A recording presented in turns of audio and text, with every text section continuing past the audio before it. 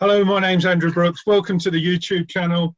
And in this episode, I'm going to be talking with my good friend John Heaton, and we're going to be discussing hypothetical Beatles singles from the 70s.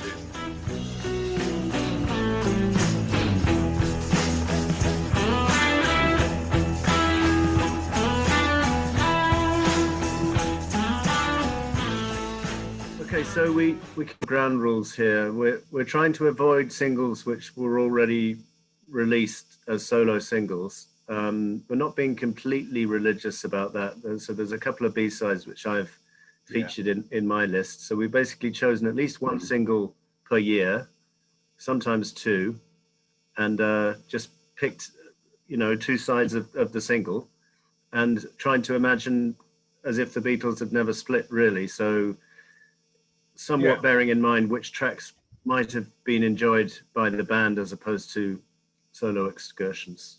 Yeah, I've chosen two per year for me, apart from there's a couple of years where it was very thin pickings and there wasn't many albums released. As John said, we're not going to include any singles that were already issued, certainly in the UK. I'm sure there might have been singles around the world. But and yeah, really, it's just to suspend belief that the Beatles are split up and they've been together for another 10 years. So every year, what singles would be. So even though it's a Wings single or a George Harrison single, we'll suspend belief and it will be a Beatles single. Obviously, Ringo might be a bit of a problem because he mainly sung when the Beatles were together. He mainly sung Lennon-McCartney songs. And there weren't too many songs given to him in the 70s. There was a few by Lennon-McCartney, but so we're going to have to just take the ones that he's recorded and include those as well. All right, John, do you want to kick off with 1970? Yeah, I'll kick off with my first one, and this is quite an obvious one, I think. So I've got a double A side. Most of my singles are double A sides. This is Maybe I'm Amazed and All Things Must Pass, which I think are two tracks which, although they're marvelous on their own, could have benefited from the band playing them, particularly Maybe I'm Amazed. I think All Things Must Pass is done superbly on the solo album, and they tried it during Let It Be, as we covered in our last video.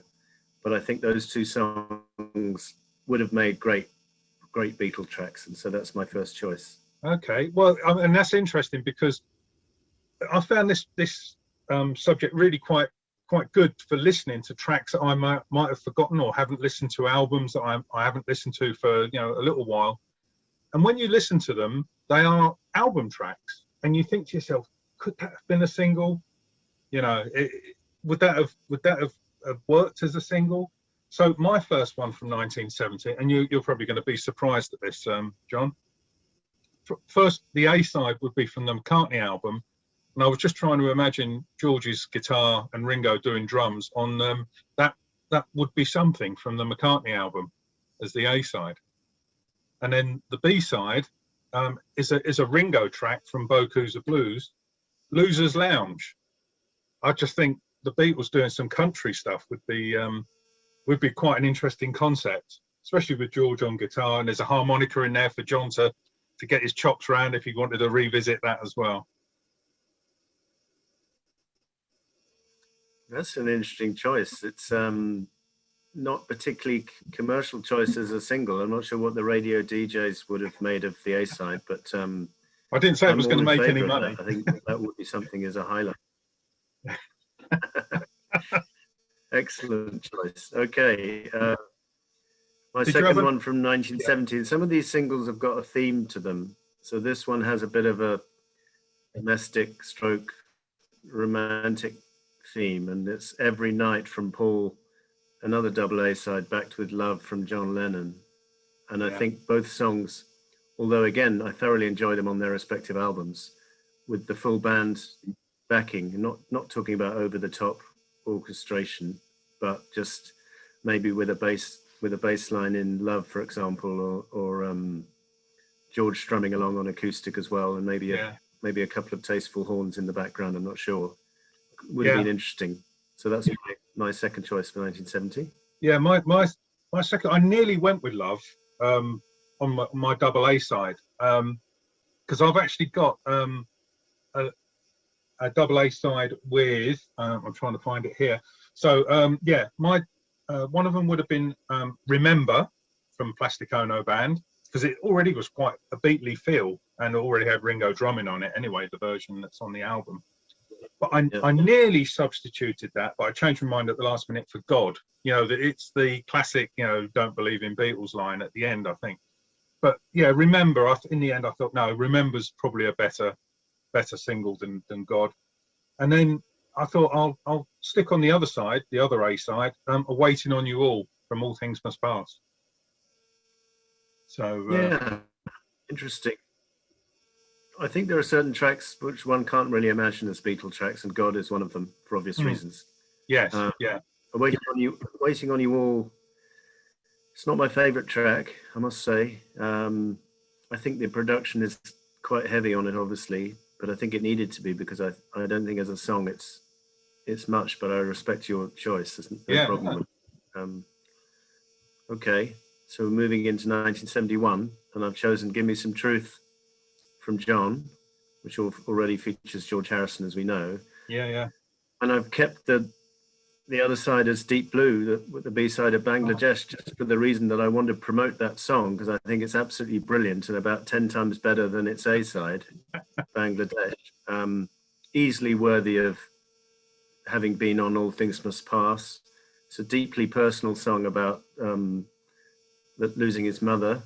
Yeah. And I think, you know, the Beatles would have all got round George and produced a really good version of it. Not that there's anything wrong with the solo version. No. Yeah, funny enough, for 71, I haven't actually got any George at all for 71. So that's quite interesting. So yeah, my first one for 71 are both Paul tracks, the A and the B side, both Paul tracks, and they're both from Ram. So I've gone with Too Many People for the A side, and backed with Monkberry Moon Delight, purely because I love that song, and that's pure. That was purely it. I love Monkberry Moon Delight. It's a bit too heavy for an A side, but it would make a fun B side, I think. Yeah, no, I did consider that song, because I think Lennon probably enjoyed that track more than most of the stuff on Ram, and but I have a problem imagining Too Many People as a Beatles track just because of the lyrics. But certainly a fantastic track. But I don't think Paul would have been singing "You Took Your Lucky Break and Broke It in Two" with John a few feet away. Yeah, he might say it was written about someone else at that point. Well, yeah, he'd probably make up some Jane stuff Asher. Yeah.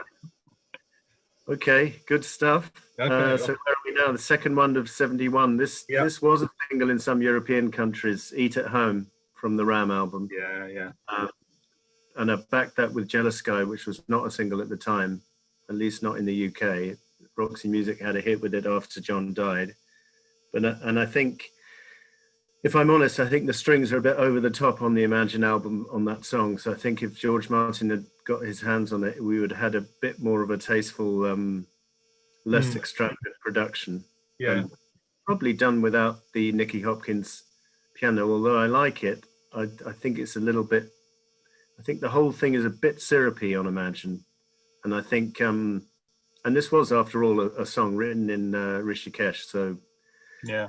Others would have been familiar with it, and the reason they rejected it is because they thought it was too similar to. It was called "Child of Nature" at the time, as we know. That's right. Yeah. Mother Nature's Son. But so that's my choice. Another double A side. Excellent.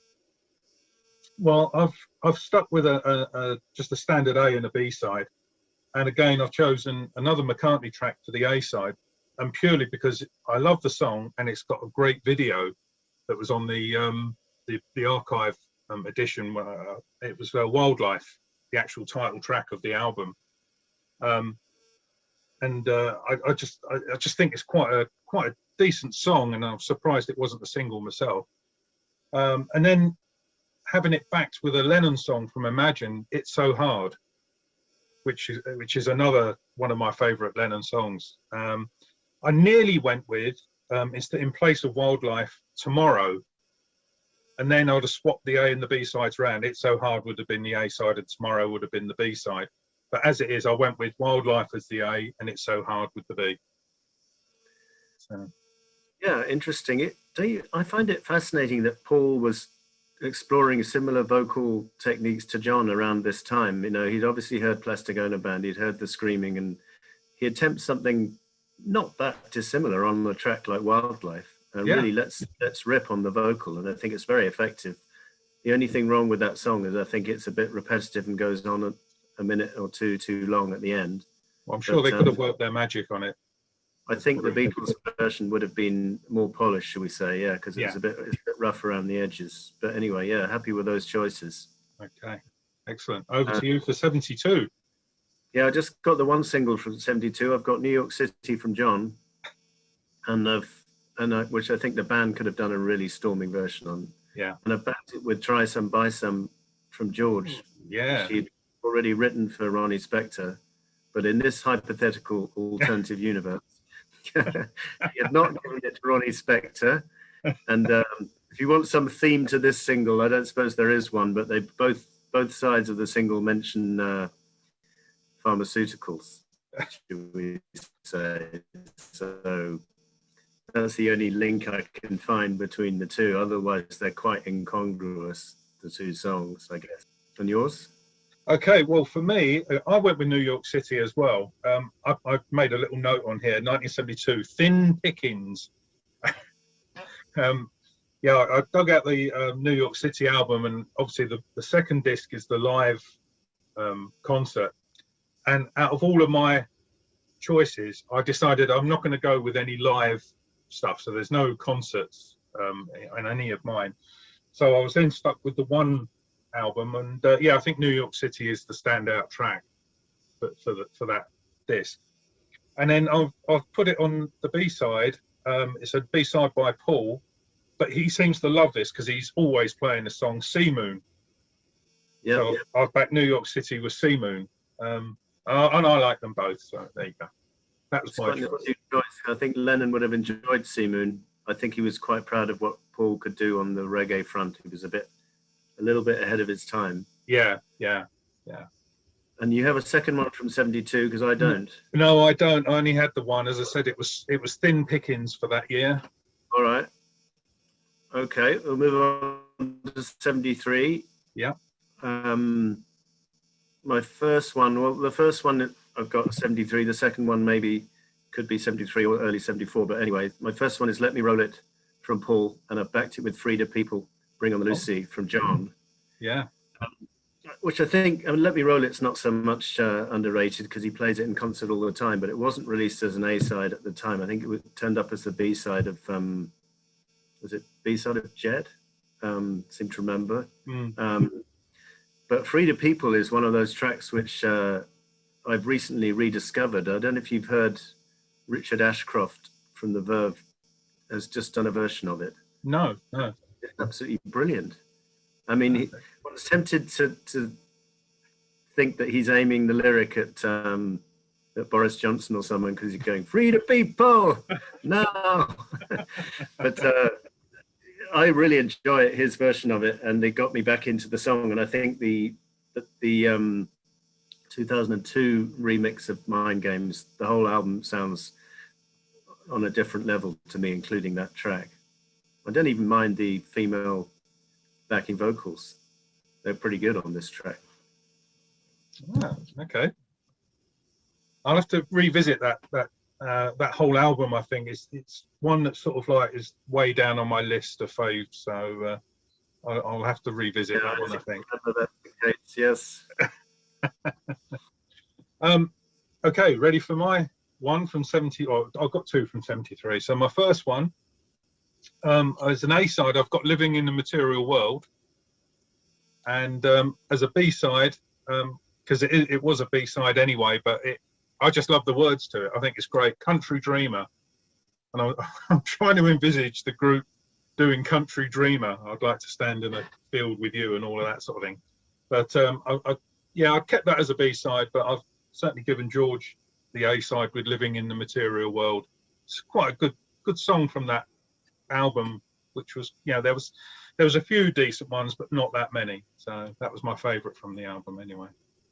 Yeah, that's a good choice and a good stomping rocker. It's just a bit unfortunate that the word material doesn't really scan, does it? No. As Carr and Tyler say in their book. So it's a little bit awkward song for George to sing. But yeah, I think they could have done the group could have done a good version, and Country Dreamer's a good choice as well. Yeah, excellent.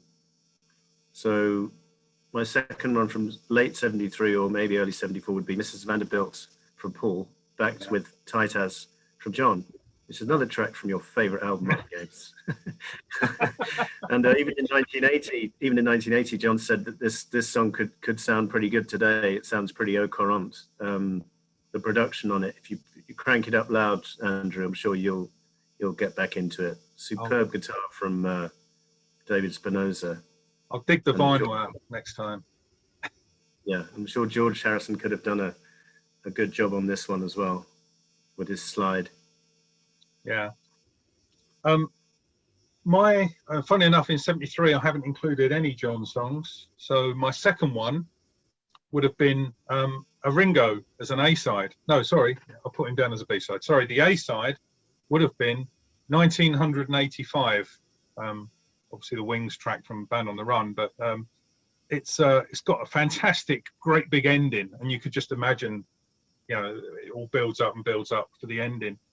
I nearly went with No Words because I do like it, but obviously, you know, I think I prefer 1985. But the guitar solo by Denny Lane, I'm just wondering, could George have done a better one? Maybe, possibly. So anyway, I went with the 1985 as the A side, and then the B side. Well, I chose one from the Ringo album, and there were so many to choose from that particular album. So in the end, I went with 6 O'Clock, the McCartney song given to Ringo, but I want the extended version with Paul and Linda doing all the backing and the singing at the end. So that one might have had to stretch to a 12-inch single. I don't know, but yeah, I find that extended version a bit superfluous, to be honest. I find it a bit annoying. I prefer the album version, and I can see why you picked it because Paul wrote it, but I probably would have gone for "I'm the Greatest" if I'd had a Ringo track on singles. I mean, I've just written. It could have been any of these. "I Am the Greatest," "Sunshine Life," "Oh My My," and "Devil Woman." That's a great song, "Devil Woman," and even Ringo's self-penned one, "Down and Out." You know. Yep. Yeah. That whole album is fantastic. But I went with 6 O'Clock in the extended one in the end. You've got me feeling guilty that I didn't include anything from that album. Moving to 74, yeah? Yeah, go for it. Nobody Loves You When You're Down and Out from John. This is a bit of a depression single. So that's the A side. Yes. And the other side, Simply Shady from George. So they're both going through their lost something or other. Okay. And I find Simply Shady one of the most honest tracks that George has penned in his entire life. And instead of preaching, you know, spirituality and maybe not always living up to it in the material world, here he is admitting to his frailties. And I think there's something very refreshing about that. Yeah. And quite depressing as well, because, you know, it was a pretty dark time for him, splitting up with Patty and hadn't quite discovered Olivia, and he was into some pretty heavy drug use by all accounts, lost his voice. Yeah, it was a bit lost, really, wasn't he? Yeah. A lost soul. Sorry, did you already do your B-side? I missed that one. Yeah, that was the B-side, wasn't it? Well, I think most of these are double A sides, but whatever. Yeah. Okay. Well, I went with, and this is the only exception to the not already a single rule, because I really like it, and I just think it's a shame about his voice. But I went with Dark Horse as an A side. I'm a bit hoarse instead of I'm a dark horse, but I just think if his voice had been better at the time of recording, it would have been so much a decent track. But yeah, that was my only exception. But the B side, I agree with you. Nobody Loves You When You're Down and Out, as the B-side to that. I think the two would have gone quite well together, if George could have got a better voice. Yeah, no, good choice. Good choice. Pretty similar to mine, really. 75. I've gone with You Gave Me the Answer. Did you? Paul. Sorry, did you only have one for 74? Yeah, I did. Sorry, did you have two? I had two. Yeah.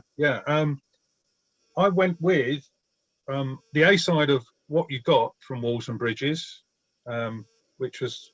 I have to admit, it's a long time since I played that album, and when I played it, that one sort of stood out quite as a single. So I thought, yeah, I'll go with What You Got, and then I went with the B side of Ooh Wee. I thought that would make a good one. I nearly went with Snookeroo, but no, I went with Ooh Wee instead because it's quite uplifting. You're making me feel even more guilty about including another Ringo track. In fact, you've got three so far because you had Losers Lounge as well. Yeah, there you go. Oh, well, okay, no, good choices. 75, I've got You Gave Me the Answer from Paul. Backed with Tired of Midnight Blue from George. Didn't go with anything from rock and roll because I don't think they would put out covers. I think the production of You Gave Me the Answer is a little bit saccharine on Venus and Mars, or what, I don't know. It could do with a bit more oomph, which it got on the Wings Over America version, but I wouldn't want this single to be live. I just want it to be a decent studio version, a la Your Mother Should Know. Yeah, that kind of sound. And I think they could have done it in their sleep, this kind of song. It would have been very easy. And John would have probably called it granny now but if the Beatles were to remain together, he would have to compromise every now and then. He'd have to suck it up. And Tired of Midnight Blue, I think, is a pretty underrated song on Extra Texture. I think it's some good words, good groovy piano riff and guitar. Yeah. I like it. Yeah, I really like that one as well. And in fact, that's the B side of my next single. Tired of Midnight Blue, as you say, is quite funky. I did include something from rock and roll, and I put as the A side of Tired of Midnight Blue, Ain't That a Shame? Just because I could just see them doing, let's do an oldie. Let's just do an oldie, and obviously that was one that they know from all the years ago. So Ain't That a Shame, and Tired of Midnight Blue, and obviously our choices then get thinned down a bit because obviously Rock and Roll being the last John album for 5 years, that it would be a shame, ain't that a shame, not to have included something from that album. Yeah, well, if I had to include a single from Rock and Roll for the Beatles, I would have picked Boney Maroney. That was my second choice. Yeah. Quite a distance. My favorite track on the album. I think it's just absolutely brilliant. Crank it up loud, good guitars, good production from Spector, great vocal. I was going to. You wouldn't get away with lyrics these days, would you? But whatever. No, I was going to switch Tired of Midnight Blue with World of Stone, but I do really like World of Stone, but I'm like, I don't think that's not even a B-side for a single. It's a great album track, but I don't think it belongs on a single.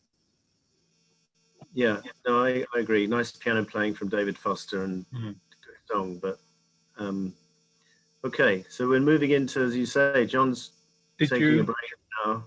Did you have another 75? No, I didn't. Did you? Oh, yeah, I did. Yeah. And it's from Ringo. No, only joking. No.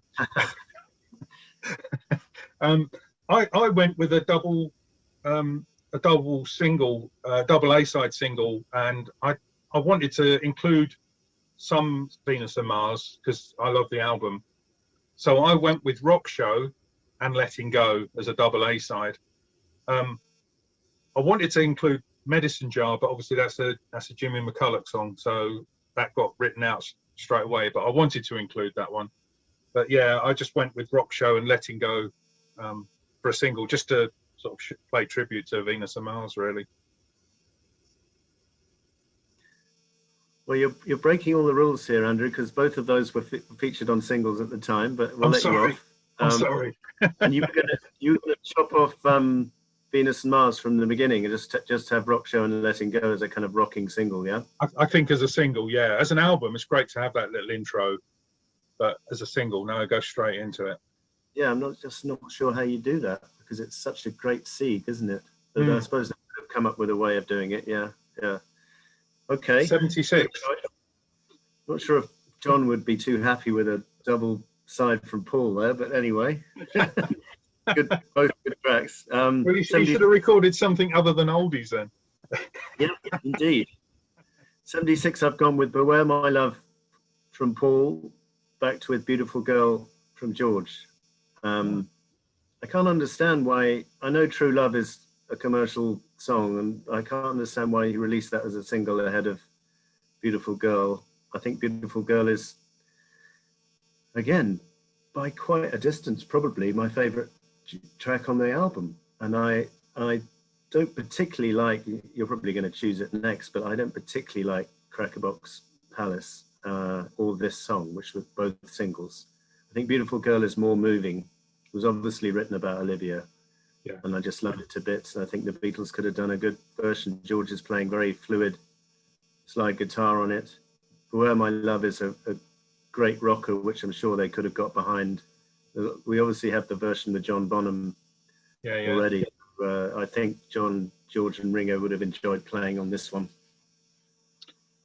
Yeah. Did you only have the one from 76 or do you have another one as well? No, I didn't. And you're going to tell me you've got another Ringo. Well, I've got two from 76.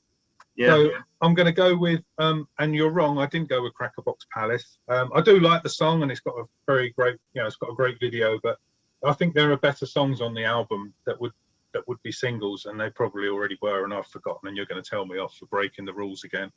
But so I went with Woman Don't You Cry For Me from 33 and a Third, and on the B-side, She's My Baby from Speed of Sound. Okay, no, neither of those were singles as far as I know. Not even the B-side, I think. Yeah, Woman Don't You Cry For Me, I think, had been originally tried out in the All Things Must Pass session, although I've heard no evidence of that, but apparently the bare bones of that track was available a few years earlier. I think it's a great track. I think the band's really cooking on that track. Alvin Taylor and Willie Weeks. And George's guitar, just brilliant. Yeah, good choice. I mean, I love the album anyway. It's up there with certainly in my top 3 George albums. Did you detect a slight hint of disco in the opening few seconds of that song? Yeah. Just a slight, it's not that noticeable, but it's definitely there, isn't it?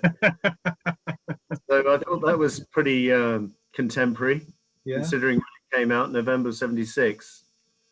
But pretty much height of disco. I stuck She's My Baby on the B-side from Speed of Sound. Apart from obviously things like Let 'Em In and things like which are already singles, so it was a little bit hard choosing some other tracks that I like. But She's My Baby, I like that one. Yeah, I like it. I'm not too fond of the gravy mopping up lyric, but I love the track itself. I think he sings it well, and the band it's extremely well produced, that album, and I'm sure the Beatles could have made, probably John would have sat this one out. Yeah. Thinking, no, John. But anyway. So did you want my second one, or have you got a second one? No, I haven't got a second one. You're going to hate me again, because I've got It's What You Value from 33 and a Third, and another Ringo on the B-side from Ringo the Fourth, Cooking in the Kitchen of Love, which obviously was a Lennon song.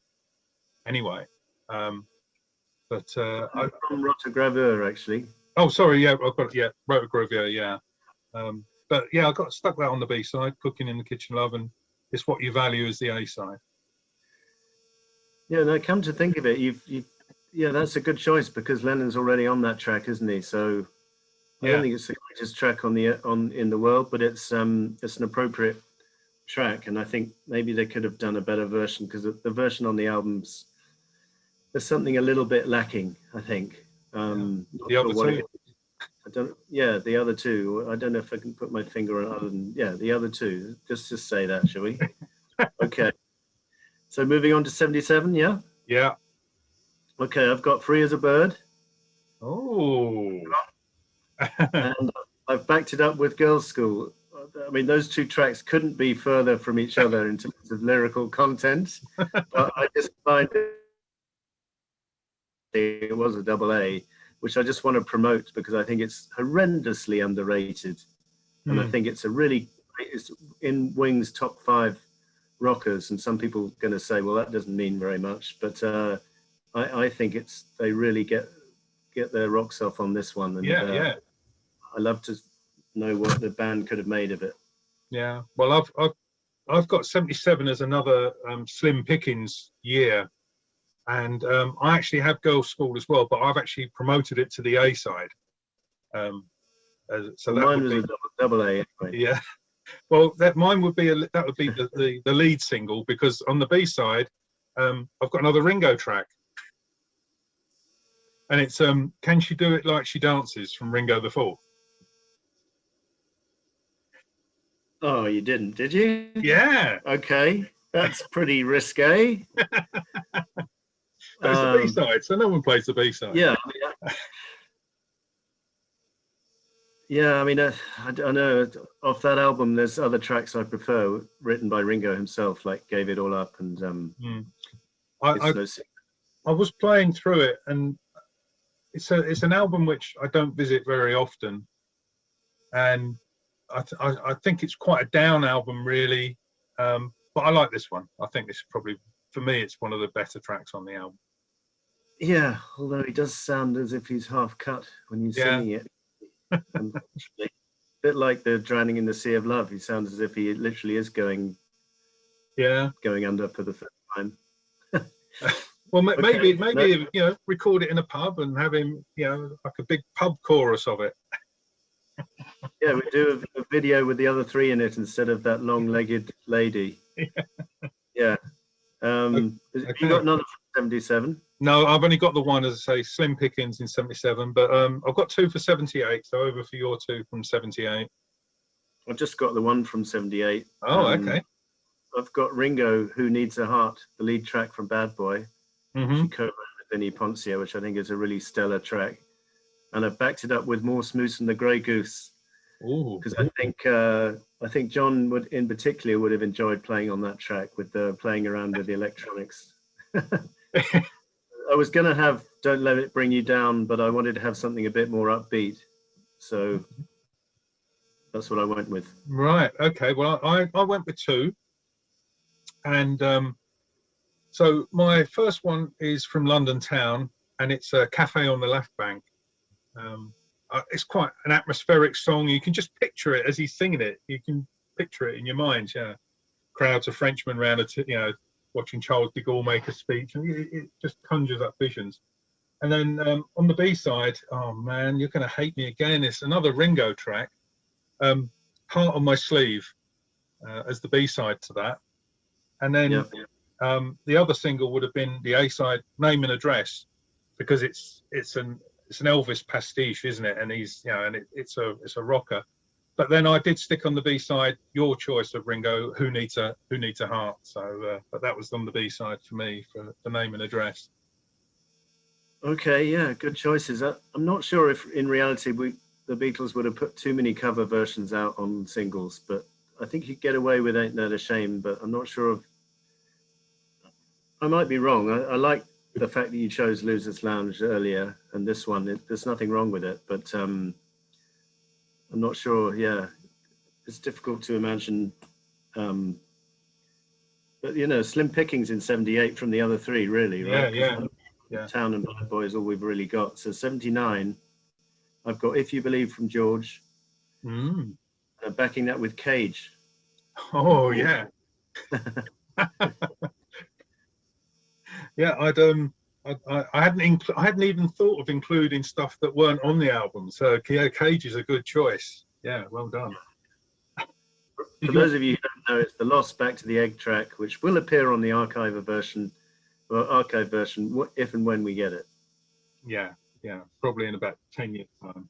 But there we are. But if you believe it is a thoroughly catchy. I mean, this is the thing, that those other singles which didn't do well, like Faster and Love Comes to Everyone, are just, to me, like supremely commercial, catchy hit singles, and they didn't do it because it was against the tide, boats against the current, to quote Eric Carmen. But I think If You Believe is another one in the same vein, you know, really catchy. Gary Wright, I think, helped with the lyrics. Yeah. And I love it to bits. Yeah. That's probably my second favorite George album, that George Harrison album. It's got some stellar all the way through, really. So where are we? 78, aren't we? So 79. Yeah, sorry. 79. So my first one from 79, from Back to the Egg, is Getting Closer, because I think that would make a great single. Breaking the rules again, man. Okay. Oh, I know. Actually, maybe not in the UK. No, it was a single in the UK. It just didn't do anything. No, that's right. Yeah. And then I'd have backed that with Dark Sweet Lady from George Harrison. All right, yeah. And then, did you have another one for 79, or was it just the one? No, because I was trying not to break the rules, so I Oh, you know me, John. I'm always breaking rules. yeah, all right. And then I went with Love Comes to Everyone as the A side, and backed with Winter Rose, Love Awakes. How many times do you intend to break the rules here? Okay. There's only one more year to go, so we'll see. Yeah, no, I mean, absolutely brilliant choice. Love Comes to Everyone. I don't understand why it wasn't a single. Steve Winwood's playing superb keyboards on it, and I love the rhythm section of Andy Newmark and Willie Weeks, and just a really uplifting lyrics. And let's face it, not all of George's albums up until that point had been that optimistic. And that's what something about this and 33 1/3 for the most part, which are really upbeat. Yeah. Turned it round. Yeah. From previous albums. He goes backwards a bit on Summer in England and starts bitching at the record company and all the rest of it. But this one is all happy-go-lucky. I'm in a good space. Yeah. Which I think is reflected in the fact that, you know, his son was born around that time, and he was just cementing his relationship with Olivia, and it was a very happy time of his life. Yeah, I thought sticking, you know, the ballad Winter Rose, Love Awakes on the B side, it's a much maligned album, I think, from McCartney's point of view, but I think the fans love it, or most fans love it. And seeing, you know, remarks from people about previous videos about Back to the Egg, it's the one that everyone's waiting for. And when you look at pure McCartney, he's only included one track from the album to be remixed and remastered and all that, which I think is a shame. Is that Arrow Through Me? Yeah, that's right. Yeah. So. Yeah, I loved that medley, and Adrian Allen actually sent me an extended version of Love Awake, which is really interesting. It's about 2 or 3 minutes longer. I think it's a glorious melody. I mean, okay, one could say the lyrics are a bit whatever, simple, but who cares? That not everyone on this planet can write melodies as beautiful as that. It would almost seem effortlessly. I mean, the amount he's turned out over the years. I'm trying to envisage what the Beatles would have done with it, because obviously you'd have got probably George on another acoustic guitar, and you know, and there's probably not too much for Ringo to do, but I'm sure they'd have, you know, kept a solid beat in the back or something, you know. But, yeah, well, instead of Paul, Linda, and Denny, it might have been Paul, George, and John singing the 3-part harmony, you know, which would have been nice, yeah. But hard to improve on the Wings version. I think they do it very, very tastefully. Okay, so over to 80. I've only got the one. You've probably got 3. No, I've got 2. And I'm going to slightly break the rules, because Watching the Wheels was a single after John died, but not initially. And I think it's the standout track on the album for me, along with Losing You. And I just think it's and again, hard to improve on the double fantasy version. I'm not sure what the band could have done any different, but I've chosen it as a well-deserved A-side, and I put One of These Days as the other side from McCartney 2, which is again another kind of, you may say I'm a dreamer, but I'm not the only one kind of sentiment, you know, just want to get away from it all and watch the wheels and breathe fresh air ever after. So very, very similar in sentiment, those two tracks. So I thought they went well together. Yeah. Obviously 80, they were the only two albums that we had to work from, Double Fantasy and McCartney 2. So I went with I'm Losing You as the A-side, because other than the singles that have come out, I've got two tracks that are my favorites, and that's one of them. So I'm Losing You as the A-side, and on the B-side from McCartney 2, I've got On the Way, which I think would probably suit a B-side more than an A-side, because I was trying to think, can I get another A-side out of McCartney 2, and I don't think so. I think the rest would suit a B-side if they were chosen. So I'm Losing You backed with I'm Losing You backed with On the Way for one of mine, and my second one as an A-side would have been Clean Up Time, because that's my other favourite track from Double Fantasy, and then have back for that for Bogey Music, just because it's a bit of fun and a bit of a stomper. Yeah, interesting. Yeah, and I know we weren't allowed to pick it, but it would have been interesting to see what John would have made the recording coming up with Paul. Yeah, I know on record he's saying that he preferred the studio version to the live version, which I think I agree with.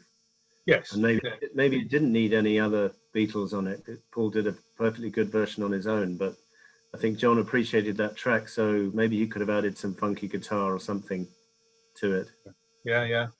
Well, he had that weird guitar for the Double Fantasy session, so he could have had that in there. But, brilliant. Well, that's our 10 years of It Should Have Been a Single. So if you want to hear all of my choices as singles, they'll be on a playlist, and you can just listen to them all the way through. And then I'll do one for John as well, so you can then click on his one and let us know which one you prefer. And also let us know if there's any that we've missed out. You think, no, you're wrong, that shouldn't have been the A-side, or if you've got different choices to us. But it was fun doing it, and it gave me a chance to revisit albums that I probably haven't played for a while, and listen to tracks that I probably had totally forgotten about.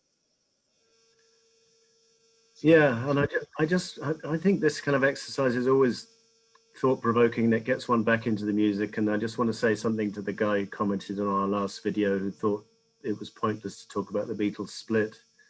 We only do this for a bit of fun, and Beatles fans have been discussing things like the split and hypothetical Beatle albums since the year dot, and will continue. So if you don't like it or you're not interested in it, then go and watch something else. Yeah.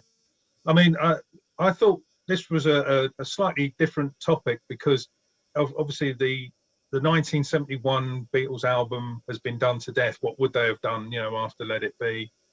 And I just thought, what singles would they have done rather than just one album? But I think we made some good choices there, John. Yeah, no, excellent. And I think I'm lacking in Ringo looking at my list, but you can make it up in the 80s. Yeah, we'll be a bit thin on the ground in the 80s, won't we? If we try and do that. Yeah. Oh well. Thanks a lot, John, and we'll do another one at some point. As I say, there'll be links to playlists, and there'll be a link to John's channel on my channel. So subscribe to both and follow the links. But thanks a lot, John. It's been fun. Yep. Bye for now. Thanks. All right. Carry on watching, everyone. Yep.